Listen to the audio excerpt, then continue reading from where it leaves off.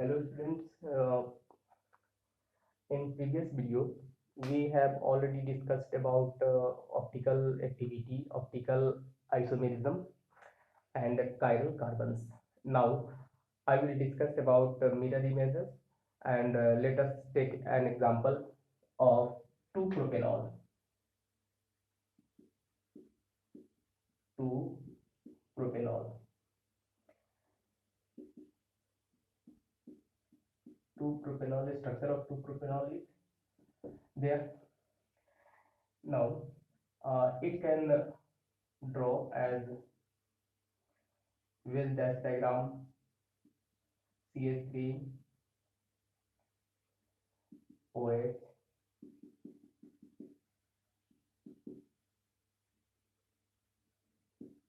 H and CH3। तो already हम लोग देख रहे हैं इसमें कि इस कंपाउंड को हम लोग कहीं भी CH3 ले सकते हैं। ये वाला कार्बन बीच का कार्बन हो गया हम लोग का, ये वाला कार्बन की हम लोग बात कर रहे हैं। इस मॉलिक्यूल में हम लोग देख सकते हैं that this carbons have already two groups CH3 and CH3 are same. That's why the molecule will not be chiral. That is, this molecule is achiral. Achiral molecule. इसका अगर मिरर इमेज हम लोग बनाए यहाँ पे तो ये मिरर इमेज हम लोग का ऐसा बन सकता है CH3 OH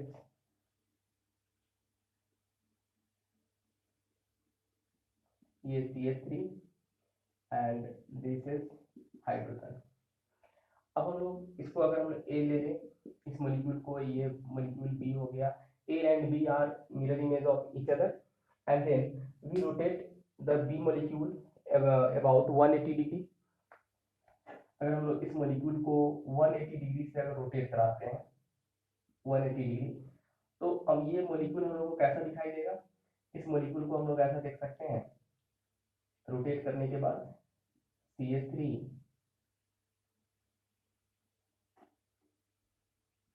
OH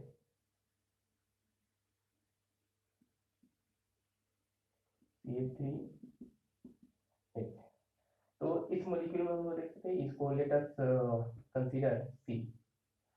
then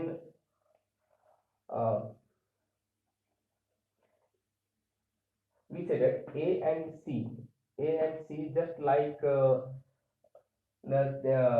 just like same as that is both molecules, both A and C are this have same configuration. That's why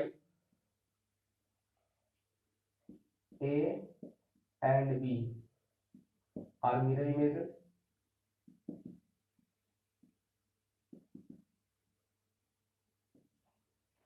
And A and C are superimposed on each other.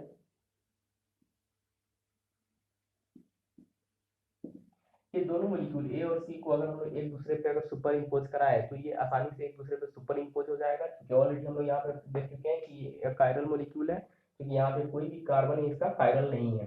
Chiral नहीं है तो ये हम लोग देख सकते हैं, जैसे इस मॉलिक्यूल को हम लोग ऐसे देख सकते हैं कि ये मॉलिक्यूल हम लोग का हो गया।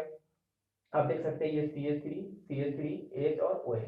अगर हम लोग इसको ऐसे लें, ये जस्ट इस तरह का मॉलिक्यूल है, इसको हम लोग कंसीडर कर लेते हैं, ये OH हो गया, ये CH3 and this is hydrogen which is away from the viewer, that means ki below the plane.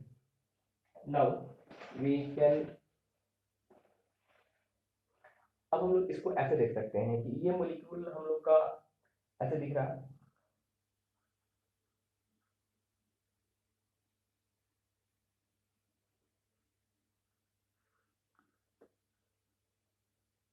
ये just like this molecule and then its mirror image is just like that। ये दोनों molecule एक दूसरे का mirror image है। अगर हम लोग बीच में यहाँ पे मिरर डालें तो इसका जस्ट मिरर इमेज ये वाला मॉलिक्यूल दिखाई देगा। तो इस तरह से हम लोग कह सकते हैं कि ये ए मॉलिक्यूल हो गया, ये बी मॉलिक्यूल हो गया, और इसका इस बी मॉलिक्यूल को अगर हम लोग 180 डिग्री से रोटेट करा दें तो 180 डिग्री से अगर हम लोग रोटेट कराएंगे तो हम लोग का जो ऐसे दिख रहा था ये मॉलिक्यूल जस्ट फिर ऐसे दिखाई देने लगेगा। तब हम लोग कहेंगे कि ये मॉलिक्यूल और ये मॉलिक्यूल ये दोनों एक दूसरे पे ऐसे सुपर इम्पोज कर रहा है, सुपर इम्पोज कर रहा है। तो इस तरह से ए और सी मॉलिक्यूल जो हम लोग यहाँ पे दिखाई दिया, ये दोनों एक दूसरे के साथ सुपर इम्पोज आसानी से कर सकता है। क्योंकि तो हम लोग कह सकते हैं कि जब भी कोई अकायरल मॉलिक्यूल होता है उस अकायरल मॉलिक्यूल का मिरर इमेज, यानी कि वो अकायरल मॉलिक्यूल का मिरर इमेज को अगर 180 डिग्री से रोटेट कराए तो जो कंपाउंड बनेगा वो कंपाउंड और इनिशियल कंपाउंड दैट मीन्स कि एक कंपाउंड ये दोनों एक दूसरे पे सुपर इम्पोज आसानी से कर सकता है। नेक्स्ट उसके बाद हम लोग दूसरा एग्जांपल एक लेते हैं कायरल कार्बन का। नेक्स्ट एग्जांपल, ये एग्जांपल 1 था। अब हम लोग इसके बाद सेकेंड एग्जांपल लेते हैं।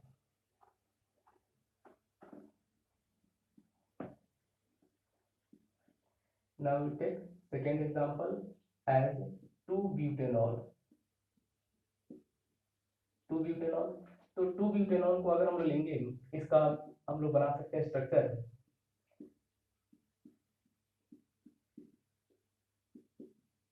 CH2CH3। तो हम लोग यहाँ पे देख सकते हैं कि ये जो मॉलिक्यूल हम लोग को दिखाई दे रहा है दैट मीन्स कि इस मॉलिक्यूल को अगर हम लोग स्ट्रक्चर वाइज देखें तो ऐसा हम लोग कह सकते हैं CH3CH, ओपन स्ट्रक्चर अगर हम लोग बना के देखेंगे यानी कि C2H5, ये C2H5 हम लोग ले सकते हैं। तो हम लोग कह सकते हैं कि ये वाला कार्बन कायरल कार्बन है और इस कायरल को अगर हम लोग वेज डैश डायग्राम से रिप्रेजेंट करें तो वेज डैश डायग्राम से हम लोग ऐसे रिप्रेजेंट कर सकते हैं इसको। ये कार्बन हो गया,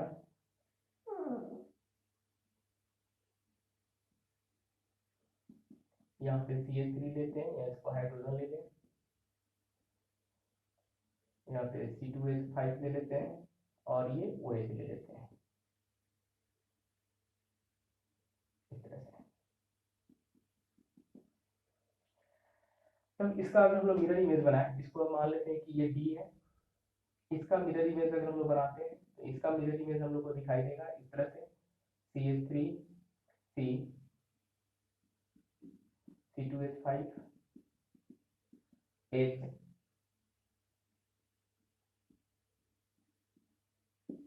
एंड OH। इसको हम लोग E ले लेते हैं। अब हम लोग कह सकते हैं कि ये D और E एक दूसरे का मिरर इमेज है और साथ में ये जो मॉलिक्यूल है वो कायरल मॉलिक्यूल है। इस कायरल मॉलिक्यूल को अब हम लोग इस मॉलिक्यूल को फिर से रोटेट कराएंगे 180 डिग्री से। अब इस मॉलिक्यूल को हम लोग 180 डिग्री से रोटेट करा के देखते हैं। 180 डिग्री से रोटेट कराने के बाद इस मॉलिक्यूल का स्ट्रक्चर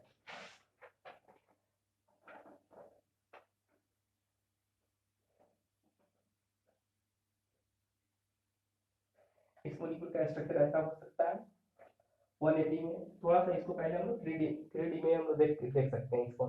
जैसे आप यहाँ पे देख सकते हैं ये मॉलिक्यूल, जैसे ये मॉलिक्यूल हुआ, ये away from the viewer that means कि हाइड्रोजन हम लोग इसको ले सकते हैं और ये वाला मॉलिक्यूल OH ले सकते हैं, ये CH3 हो गया रेड और ये वाला हो गया C2H5। तो इस मॉलिक्यूल का मिरर इमेज, इस मॉलिक्यूल का मिरर इमेज हम लोग को ऐसा दिखाई देगा इस तरह से। ये मॉलिक्यूल ऐसे है, ये मॉलिक्यूल ऐसे मिरर इमेज। अगर हम लोग इस मॉलिक्यूल को 180 डिग्री से रोटेट करा दें, 180 डिग्री से रोटेट कराने के बाद ये हम लोग का मिरर इमेज था ये वाला, और इस मिरर इमेज को 180 डिग्री से अगर हम लोग रोटेट करा दें, 180 डिग्री से रोटेट कराने के बाद ऐसा दिखेगा जो कि ओरिजिनल मॉलिक्यूल हम लोग का था। फिर से एक बार देख लेते हैं, जैसे ये हम लोग का हो गया, इसका मिरर इमेज,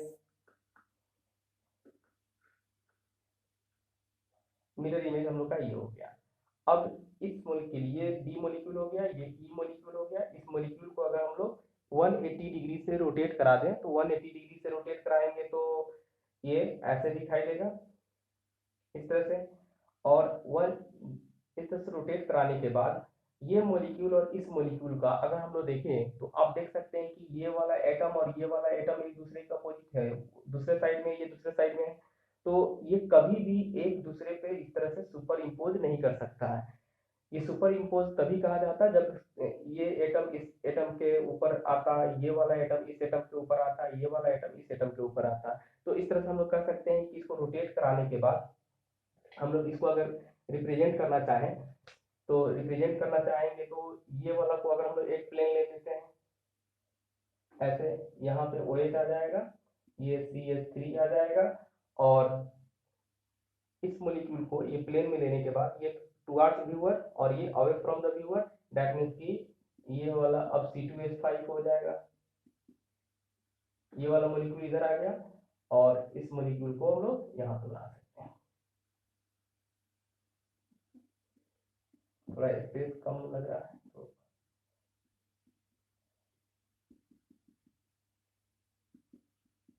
C2H5, और ये हो गया हम लोग का हाइड्रोजन, ये F लेते हैं। तो इस तरह से हम लोग कर सकते हैं कि D molecule and F molecule ये दोनों एक दूसरे का, दोनों का कॉन्फ़िगरेशन कंप्लीट अलग है, और ये दोनों एक दूसरे का कभी भी सुपर इम्पोज नहीं कर सकता है। तो हम लोग कर सकते हैं यहाँ पे इस मॉलिक्यूल में D and E R mirror images of mirror image of each other and D and F do not superimpose on each other। तो इस तरह से ये और ये मॉलिक्यूल एक दूसरे पे कभी भी सुपर इम्पोज नहीं कर सकता है। ये और ये तो दोनों एक दूसरे का मिरर इमेज हो गया। तो इस तरह से हम लोग मिरर इमेज, कोई भी कायरल मॉलिक्यूल का मिरर इमेज अगर हम लोग को समझना है तो हम लोग आसानी से इसको समझ सकते हैं। सबसे ज्यादा आसान होता है कि कौन वेज पे आएगा कौन डैश पे आएगा, तो हम लोग इसको अगर इस तरह का मॉलिक्यूल के साथ अगर हम लोग विजुअलाइज करके देखेंगे तो आसानी से हम लोग को पता चल सकता है। जैसे देखिए कोई भी मॉलिक्यूल, फिर से एक बार हम लोग रिपीट करते हैं इसको कि ये मॉलिक्यूल था, इसका मिरर इमेज ऐसा हुआ। इस मॉलिक्यूल को आप फिर से एक बार समझ सकते हैं कि जैसे ये C2H5 हम लोग यहाँ पे लिए, ये CH3 ऊपर वाला हो गया, इस तरह से ऐसे इस प्लेन में ये वाला हाइड्रोजन जो पीछे के साइड में दिखाई दे रहा है, और ये OH है, ये वाला ग्रुप OH। इसको अगर हम लोग 180 डिग्री से रोटेट कराते हैं, 180 डिग्री से अगर रोटेट कराएंगे तो ये रोटेट करने के बाद फिर ये ऐसा आ रहा है। तो इसका कन्फिग्रेशन और ओरिजिनल वाले मॉलिक्यूल का कन्फिग्रेशन बिल्कुल अलग होगा। इसलिए हम लोग कह सकते हैं कि जो थर्ड मॉलिक्यूल, थर्ड जो स्ट्रक्चर फॉर्म हो रहा है, थर्ड जो कन्फिग्रेशन फॉर्म हो रहा है, ये कन्फिग्रेशन कभी भी पहले वाले कन्फिग्रेशन पे सुपर इम्पोज नहीं कर सकता, और ये पार्टिकुलर कायरल कार्बन के केस में ऐसा होगा। तो ये रहा हम लोग का मिरर इमेज। नेक्स्ट उसके बाद हम लोग लिखते हैं इनांसियोमर्स, जो नेक्स्ट हम लोग का टॉपिक है इसमें एनसीईआरटी के अकॉर्डिंग। तो इसमें हम लोग देखेंगे इनांसियोमेरिज्म।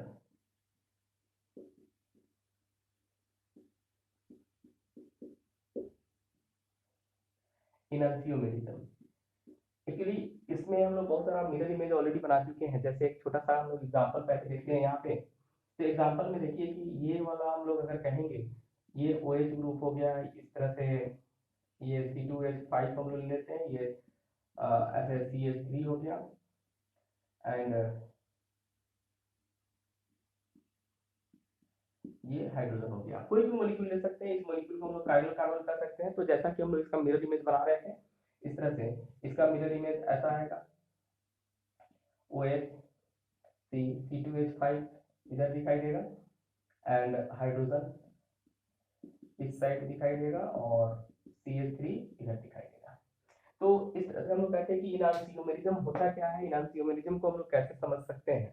तो आप देखिए कि कोई भी मॉलिक्यूल जो कि कायरल कार्बन वाला मॉलिक्यूल हो, यानी कि कायरल मॉलिक्यूल हो, तो इस कायरल मॉलिक्यूल का मिरर इमेज अगर हम लोग बनाएंगे तो ये मिरर इमेज एक दूसरे पे सुपर इम्पोज नहीं कर सकता है। इस मॉलिक्यूल को उठा के अगर हम इस पे रखें तो एक दूसरे को कंप्लीट कवर नहीं कर सकता है। तो कंप्लीट कवर अगर नहीं करेगा तो हम लोग कहेंगे कि ये दोनों एक दूसरे को सुपर इम्पोज नहीं कर रहा है, और सुपर इम्पोज अगर नहीं कर रहा है तो इस रिलेशंस को हम लोग कहेंगे कि ये दोनों का, इसमें जो भी एटम और जितना भी ग्रुप लगा हुआ है वही सेम ग्रुप एटम इसमें भी है। तो इस तरह से दोनों का अगर हम लोग मॉलिक्यूलर फार्मूला की बात करेंगे तो दोनों का मॉलिक्यूलर फार्मूला सेम होगा, लेकिन एक दूसरे का ये मिरर इमेज कहलाएगा। तो ये एक दूसरे का मिरर इमेज, बट इसका मॉलिक्यूलर फार्मूला सेम है, इसका सारा प्रॉपर्टीज भी सेम होगा, जो कि ऑप्टिकल आइसोमेरिज्म का प्रॉपर्टीज होता है। तो ऑप्टिकल आइसोमेरिज्म का सारा प्रॉपर्टी इसमें होगा, बट ये दोनों का प्रॉपर्टी में थोड़ा सा डिफरेंस है प्लेन पोलराइज्ड लाइट के रोटेशन में। प्लेन पोलराइज्ड लाइट का रोटेशन, अगर ये मॉलिक्यूल प्लेन पोलराइज्ड लाइट को लेफ्ट में बेंड करता है और अगर ये राइट में बेंड करता है, तो हम लोग कहेंगे कि ये डेक्स्ट्रो रोटेटरी होगा, ये लिवो रोटेटरी होगा। यानी कि ये डेक्स्ट्रो रोटेटरी है तो जस्ट इसका जो मिरर इमेज फॉर्म हो रहा है वो लिवो रोटेटरी होगा।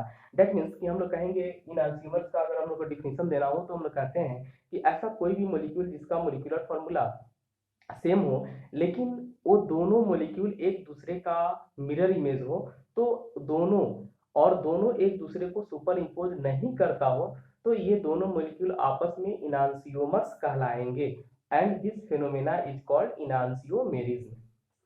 तो ये इनांसियोमेरिज्म का इसका प्रॉपर्टी ऑलरेडी देखिए कि सारा प्रॉपर्टी सेम होगा, सभी फिजिकल प्रॉपर्टी में जो भी हम लोग melting point, boiling point, refractive index, ये सारे फिजिकल प्रॉपर्टी ये दोनों इनांसियोमर्स का सेम होगा, बट इसका सिर्फ बिहेवियर प्लेन पोलराइज्ड लाइट के प्रति डिफरेंट होगा, जो कि ऑप्टिकल आइसोमेरिज्म का कंडीशंस होता है। तो बस इतना ही इसका डिफर होगा। तो हम लोग इसको लिख सकते हैं, इसका डिफिनेशन हम लोग यहाँ पे नोट कर सकते हैं। चलिए, तो डिफिनेशन आप नोट कर सकते हैं, लिखिए। The compounds which are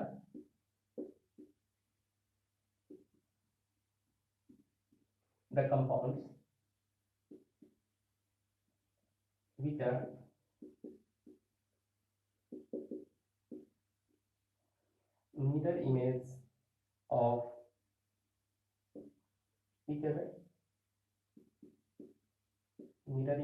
each other, and are non-superimposable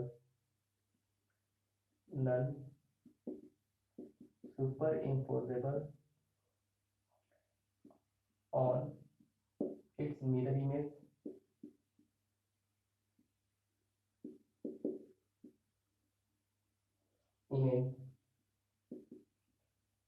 are termed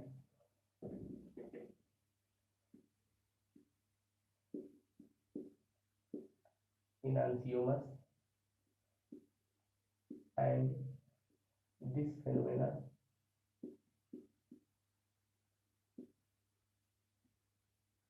is called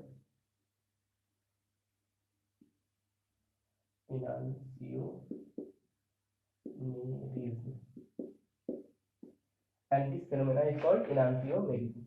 हम लोग यहाँ पे देख सकते हैं कि the compounds which are mirror image of each other and are non super imposable on its mirror image are termed enantiomers and this phenomena is called enantiomerism. Example हम लोग देख सकते हैं, अभी यहाँ पे एग्जांपल देख सकते हैं।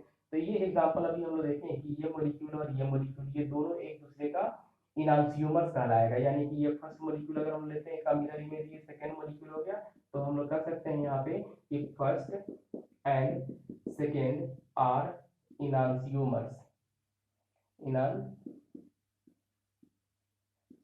of each other। और इस दोनों का जो पेयर है, ये दोनों इनांसियोमर्स जो फॉर्म हुआ, इस दोनों के पेयर को हम लोग पेयर ऑफ इनांसियोमर्स भी बोल सकते हैं। Then we can also say that pairs of enantiomers, pair of enantiomers और वन और two are enantiomers of each other.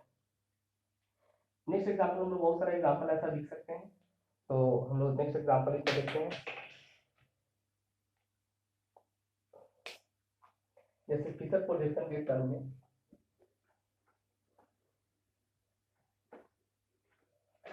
Example second लेते हैं,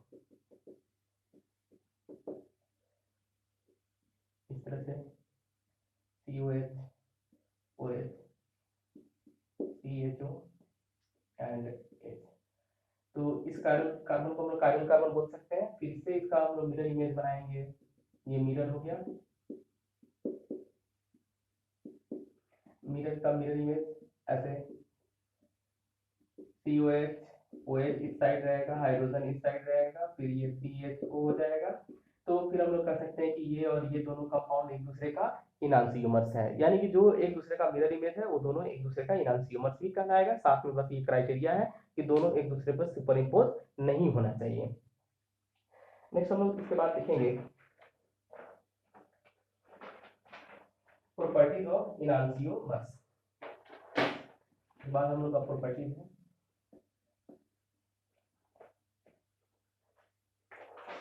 नेक्स्ट हेडिंग है हम लोग का properties of इनांसियोमर्स।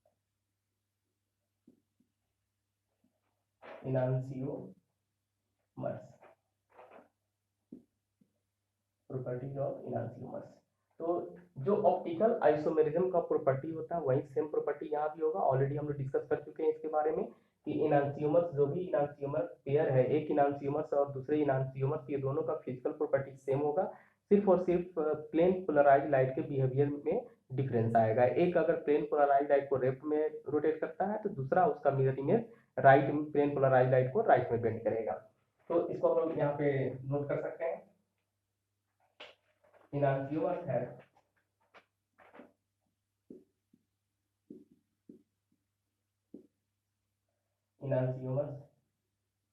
have all the physical properties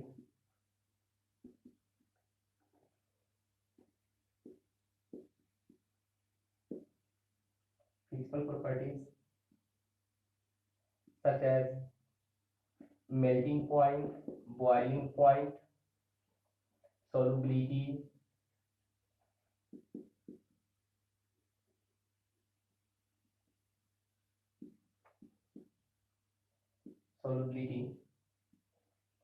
refractive index,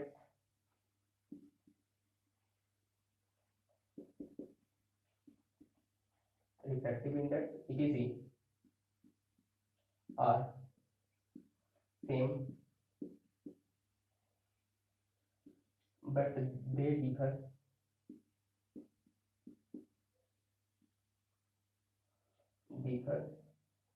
only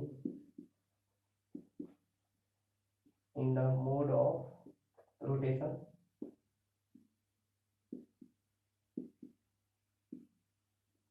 towards plane polarized light. If one enantiomers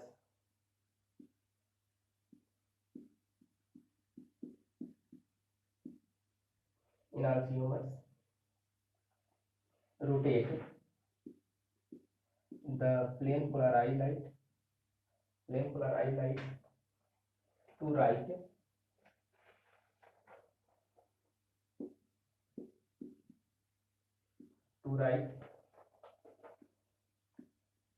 then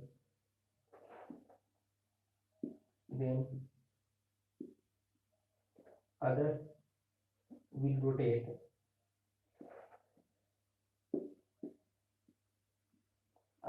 rotate by an equal magnitude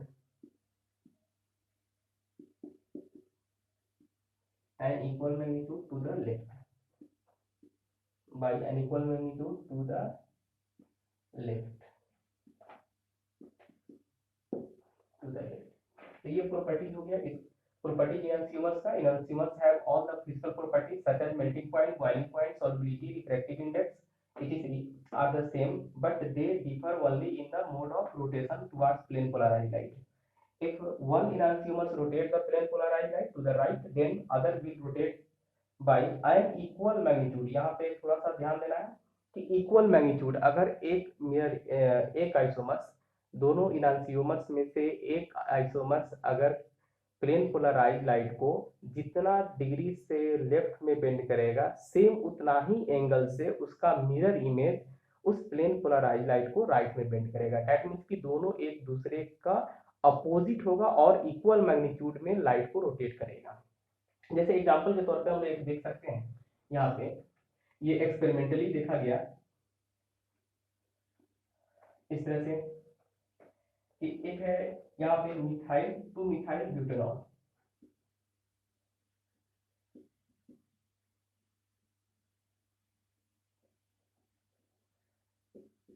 example देखते हैं।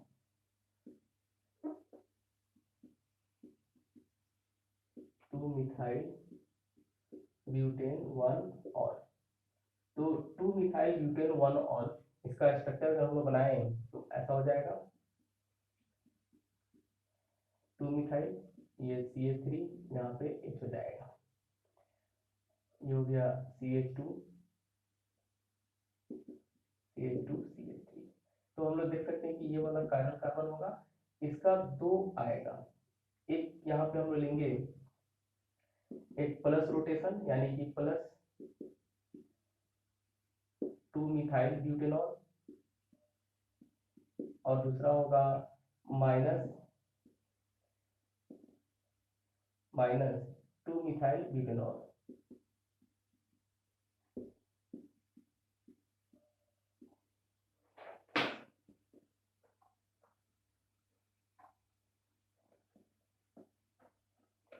तो plus का मतलब है यहाँ पे हम लोग देख रहे हैं कि ये वाला जो कंपाउंड है वो डेक्स्ट्रोरोटेटिव कंपाउंड होगा, क्योंकि यहाँ पे इसके बगल में जो रोटेशन प्लस दिया हुआ है, इसका मतलब कि ये लाइट को रोटेट करता है राइट साइड में। और दूसरा इसका जो सेकेंड आइसोमर है जिसको हम लोग -2 मिथाइल ब्यूटेनॉल बोल रहे हैं, तो माइनस इंडिकेट करता है कि ये प्लेन पोलराइज लाइट को लेफ्ट में बेंड करेगा।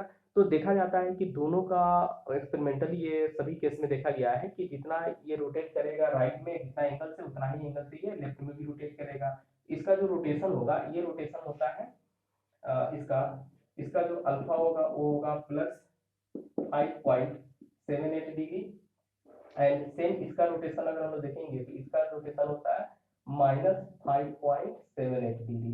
तो हम लोग कह सकते हैं कि ये दोनों दोनों एक दूसरे का मिरर इमेज है इस तरह से ऐसे, और इस आइसोमर्स और इस आइसोमर्स दोनों एक दूसरे को अपोजिट में प्लेन पोलराइज लाइट को रोटेट कर रहा है, लेकिन मैग्नीट्यूड दोनों का सेम है, सिर्फ डायरेक्शन अलग है। ये प्लस और माइनस इसके डायरेक्शन को इंडिकेट करता है, प्लस का मतलब कि राइट साइड में रोटेशन और माइनस का मतलब कि लेफ्ट साइड में रोटेशन। नेक्स्ट हम लोग आते हैं यहाँ पे, नेक्स्ट हम लोग का जो टॉपिक है वो है रिटेंशन, इन्वर्सन एंड रेसिमाइजेशन।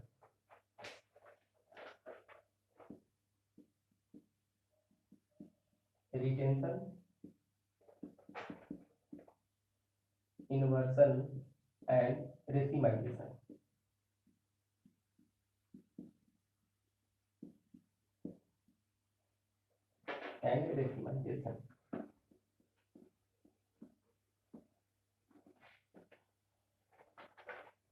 तो थोड़ा सा हम लोग यहाँ पे समझेंगे रिटेंशन का मतलब क्या होता है। कि रिटेंशन का मतलब होता है रिटेन करना। जैसे अगर हम लोग यहाँ पे देखें इस मॉलिक्यूल की अगर हम लोग बात करें तो आप इसको ऐसे समझ सकते हैं, जैसे ये मॉलिक्यूल लिए हम लोग,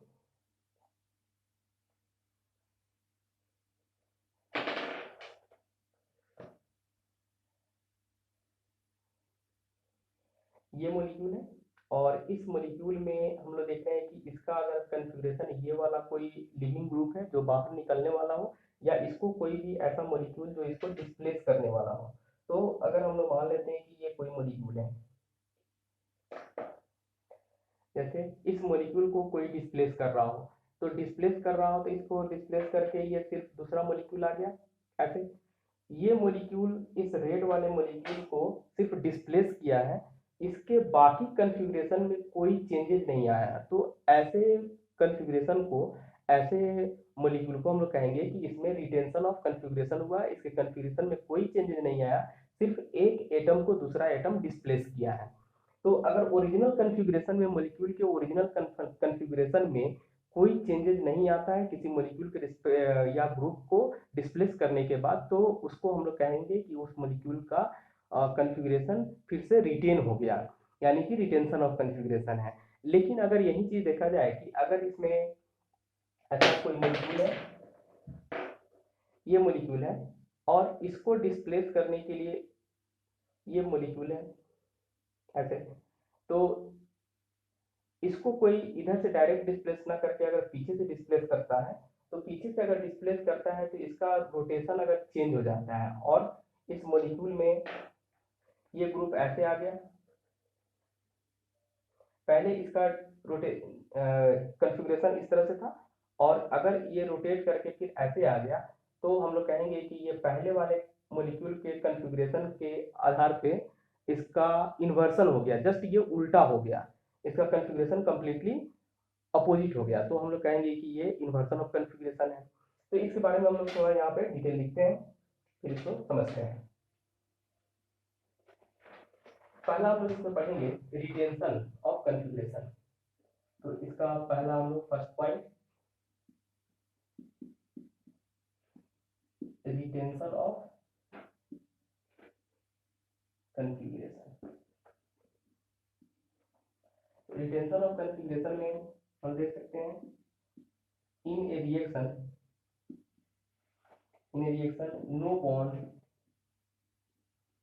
no bond to the stereo center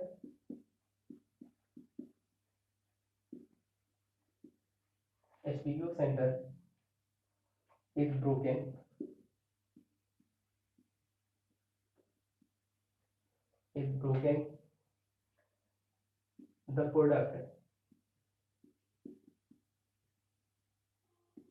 the product will have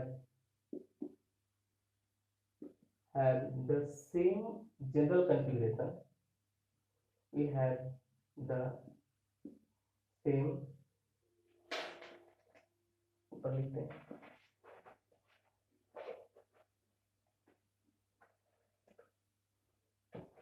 will have the same general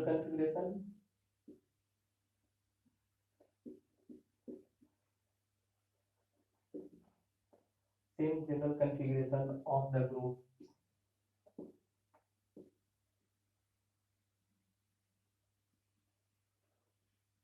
groups around stereo center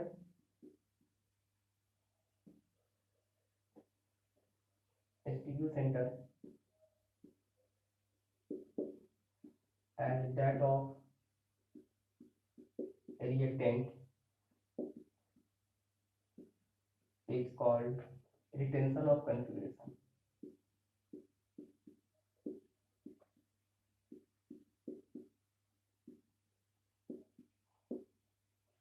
जैसे एग्जांपल के तौर पे हम लोग यहाँ पे देख सकते हैं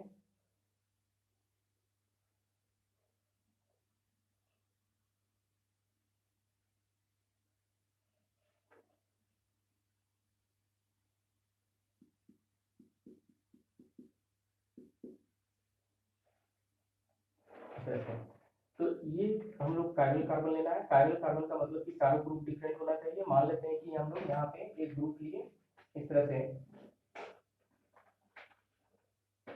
यहाँ पे कोई एक्स ग्रुप लिए ऐसा, ये ए ग्रुप हो गया, इसको अगर हम लोग बी ले लेते हैं और ये डी ग्रुप हो जाएगा, बी एंड डी। इसमें अगर कोई भी रिएक्शन होता है तो अगर वाई ग्रुप इस एक्स ग्रुप को डिस्प्लेस करता है तो एक्स ग्रुप को डिस्प्लेस करने के कारण इसके कॉन्फ़िगरेशन में कोई भी चेंजेस नहीं हो। दैट मीन्स कि इसका जो ये रिएक्टेंट है और इसका जो प्रोडक्ट बनना चाहिए वो प्रोडक्ट इस तरह से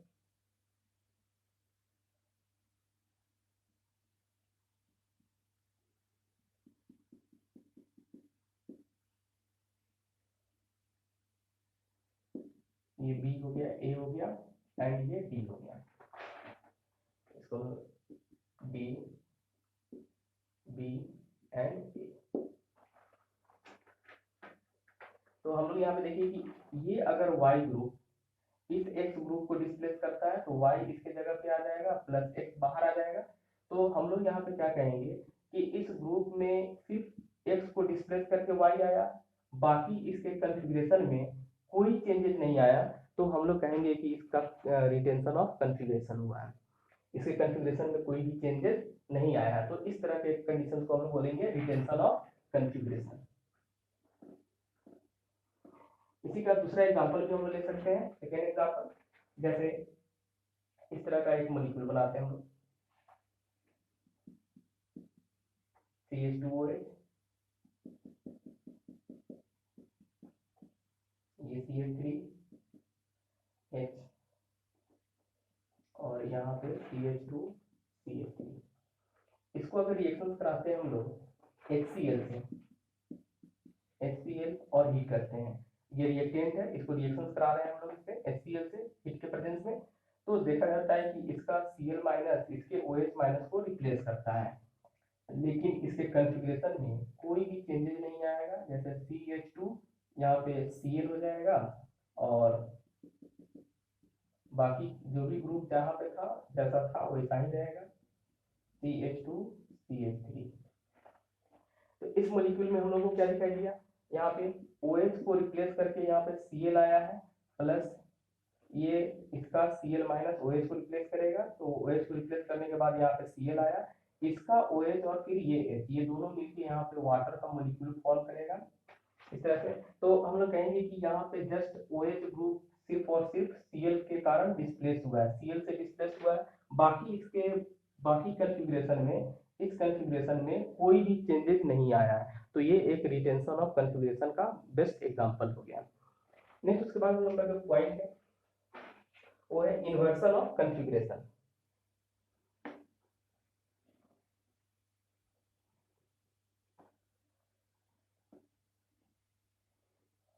नेक्स्ट टॉपिक है हम लोग का inversion of configuration. Second,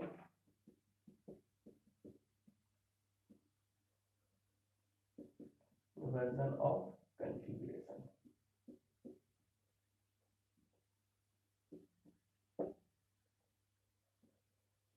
inversion of configuration, inversion of configuration में यहाँ पे हम लिख सकते हैं कि अगर मॉलिक्यूल का पूरा कन्फिग्रेशन ही अगर अपोजिट हो जाता हो, किसी भी रिएक्शंस में अगर मॉलिक्यूल का कन्फिग्रेशन पूरी तरह से पूरा ओरिजिनल कन्फिग्रेशन का अपोजिट अगर आता हो, तो उसको हम लोग कहेंगे कि उसमें इन्वर्जन ऑफ कन्फिग्रेशन हुआ है, यानी कि पूरी तरह से उल्टा हो चुका है। तो इसको हम लोग लिख सकते हैं यहाँ पे, in a reaction due to replacement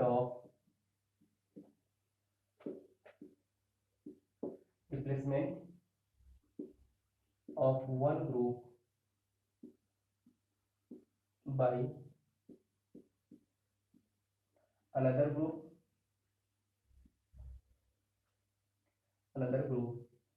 the configuration of reactant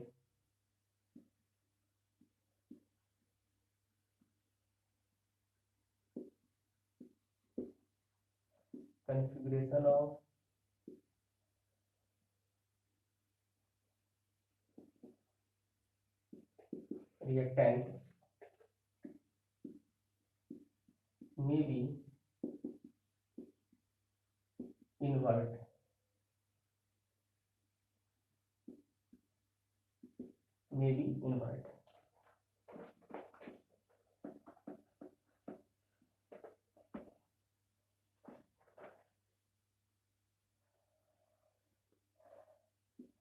कैसे, ये हम लोग एक एग्जाम्पल सिंपल लेते हैं। यहाँ पे C2H5 अगर हम लोग ले लें, इसमें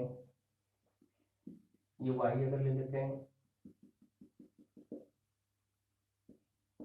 हाइड्रोजन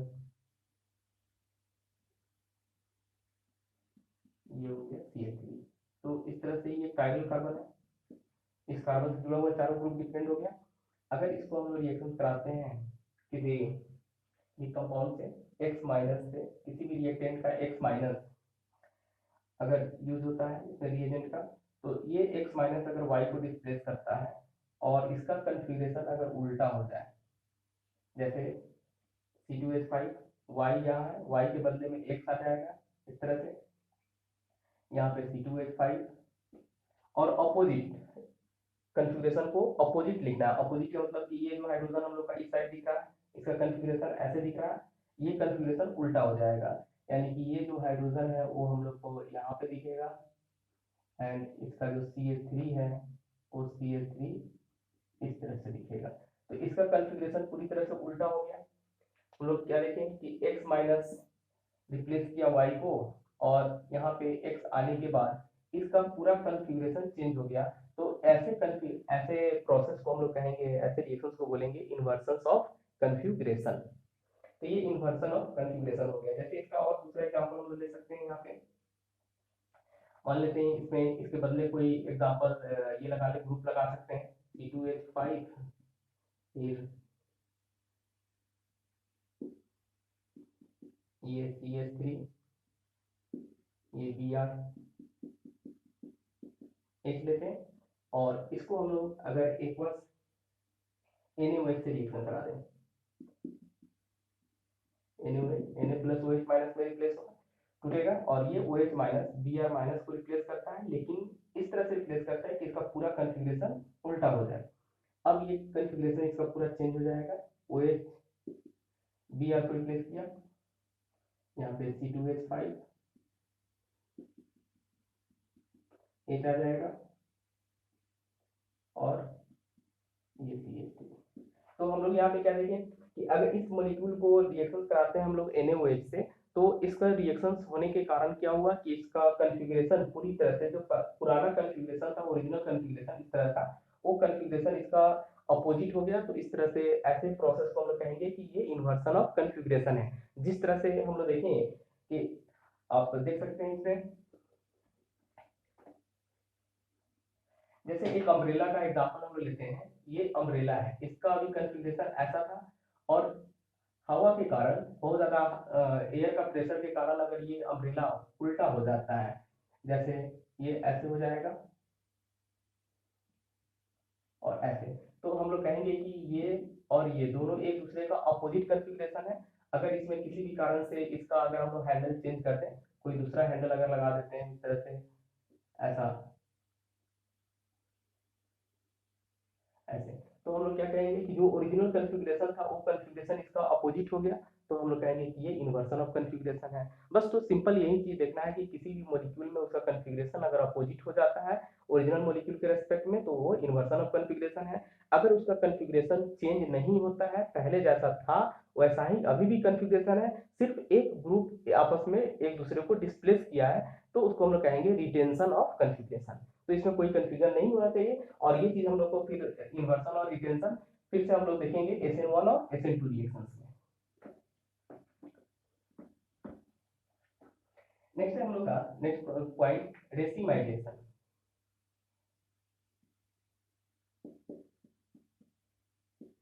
रेसिमाइजेशन और इसी को हम लोग रेसिमिक मॉडिफिकेशन भी बोलेंगे।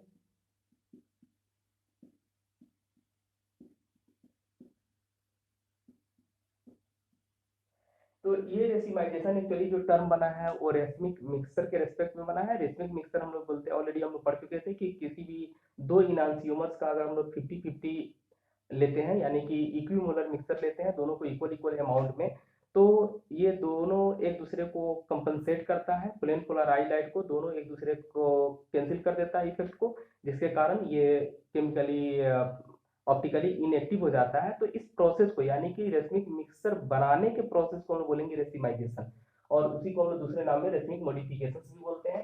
तो हम लोग इसको ऐसे लिख सकते हैं, the equimolar mixture of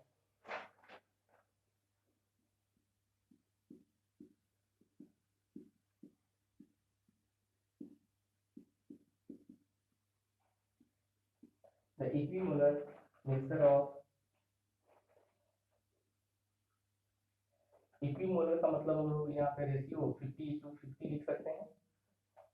mixture of a pair of enantiomers, a pair of enantiomers, already हम लोग इसको डिस्कस कर चुके हैं जस्ट अभी कुछ देर पहले।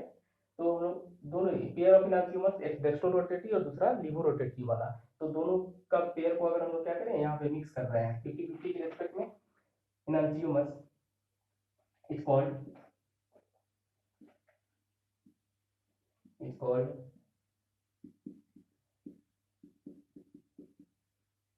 रेसिमिक मिक्सचर and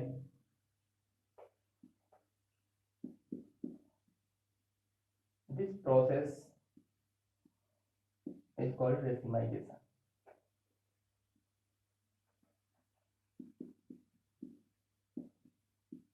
रेसिमाइजेशन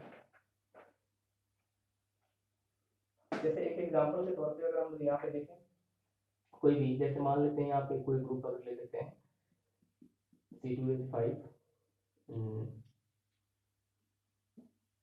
इसको ऊपर लेते हैं, यहाँ पे लिखते हैं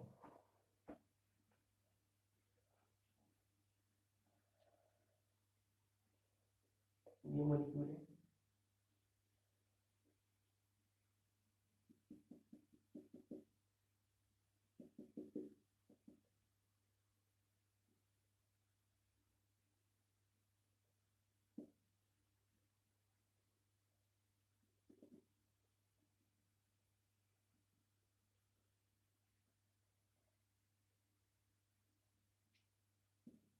HCl,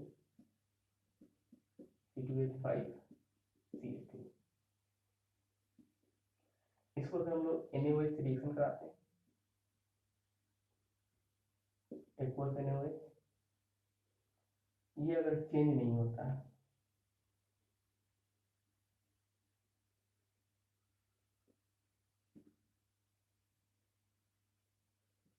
OH,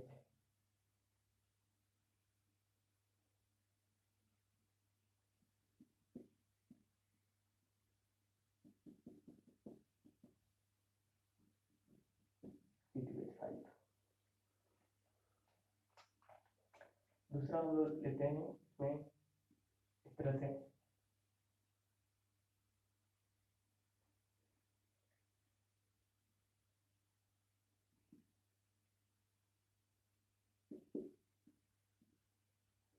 सेम रिएजेंट अगर ये चेंज हो जाता है एक्वस NaOH ही लेंगे, और इसका कन्फिग्रेशन अगर चेंज होता है इस तरह से अपोजिट,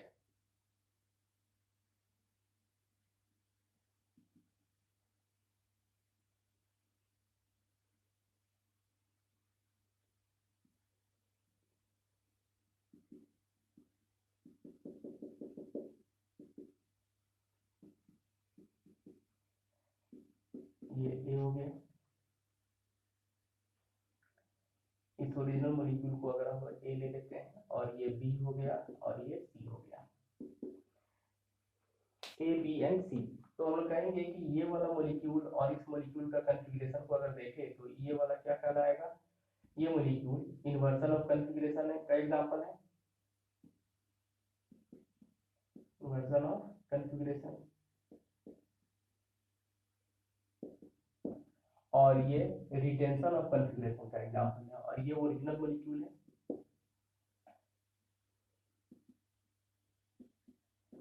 इसमें रिटेंशन ऑफ कन्फिग्रेशन हो रहा है, कन्फिग्रेशन हो रहा है। तो हम लोग यहाँ पे क्या कह सकते हैं, ए और बी को अगर देखें, क्योंकि ये दोनों सेम मॉलिक्यूल से बना है, यहाँ पे सेम ही मॉलिक्यूल, तो एक यहाँ पे इन्वर्सन ऑफ कन्फिग्रेशन बन रहा है, दूसरा रिटेंशन ऑफ कन्फिग्रेशन बन रहा है। सिर्फ दोनों में चेंज क्या है, ये और ये दोनों एक दूसरे को का मिरर इमेज होगा। तो हम लोग यहाँ पे कह सकते हैं कि A and B are mirror image,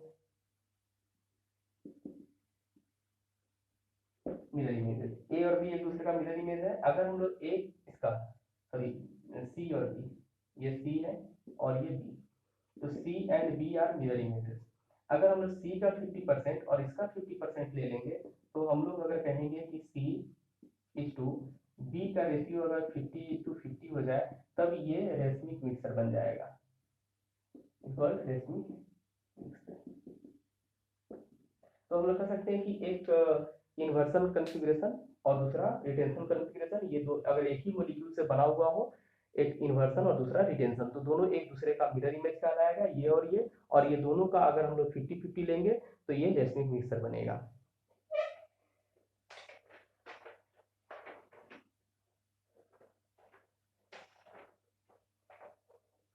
तो इस तरह से A and B are mirror image and also called enantiomeric pair।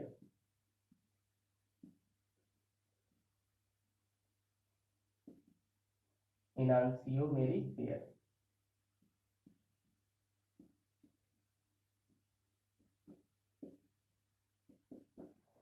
तो एक दूसरे का मिरर इमेज भी कहलाएगा और enantiomeric pair भी कहलाएगा। और ऑलरेडी जैसा कि हम लोग जान चुके हैं कि racemic mixer are optically inactive, ये पहले भी हम लोग देख चुके थे, ऑप्टिकली इनएक्टिव। ये रेशमिक मिक्सर वो आसानी से इफेक्ट हो जाता है, अगर हीट के प्रेजेंस में, लाइट प्रेजेंस में, ये में भी इफेक्टेड हो सकता है। तो रेशमिक मिक्सर के बारे में हम लोग एक दो लाइन और लिख सकते हैं इस तरह से,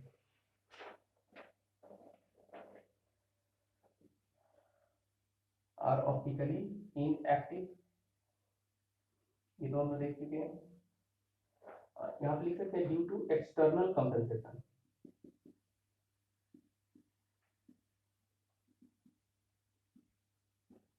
एक्सटर्नल कंपनसेशन। नेक्स्ट पॉइंट हम लोग का, racemic mixture can B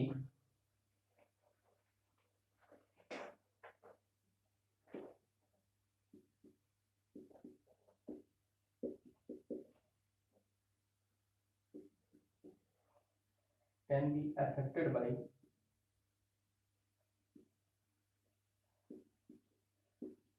by heat,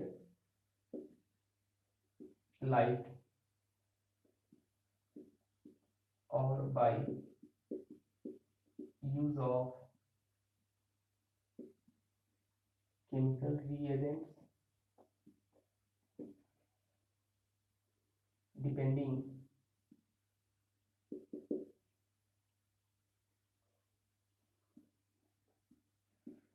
upon the nature of enantiomers.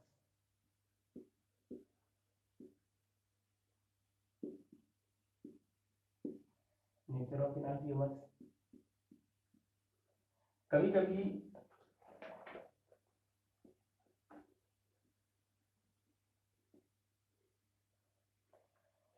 कभी कभी कंपाउंड में ऑटो रेसिमाइजेशन भी हो जाता है, जो अपने आप होता है, तो उसको उस प्रोसेस को हम लोग ऑटो रेसिमाइजेशन बोलते हैं। तो हम लोग यहाँ पे लिख सकते हैं, in some cases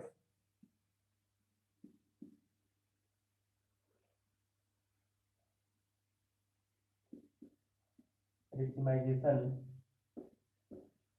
occurs spontaneously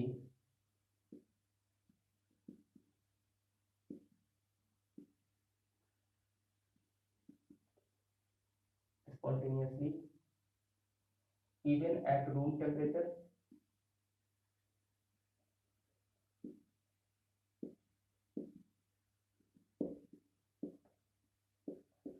This is known as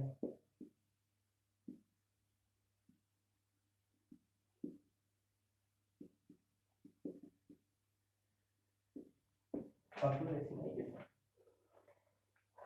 तो ये हम लोग का ऑप्टिकल आइसोमेरिज्म आज हम लोग का कंप्लीट हो चुका है, और नेक्स्ट इसके बाद हम लोग नेक्स्ट क्लास में केमिकल रिएक्शंस ऑफ हैलोअल्केन एंड हैलोएरिन्स के बारे में हम लोग बात करेंगे, यानी केमिकल प्रॉपर्टीज के बारे में बात करेंगे कि हैलोअल्केन हैलोएरिन्स कैसे रिएक्ट करता है। इसमें जितने भी हम लोग ऑप्टिकल आइसोमर्स में जितने भी 12th के लिए नेसेसरी चीज था, वो सारा चीज हम लोग ऑलरेडी डिस्कस कर चुके हैं। अब आप एनसीईआरटी आसानी से पढ़ सकते हैं, कोई प्रॉब्लम नहीं होगा एनसीईआरटी से रिलेटेड, और इसमें जितने भी बोर्ड लेवल के थे वो सारे चीज हम लोग डिस्कस कर चुके हैं। Thank you.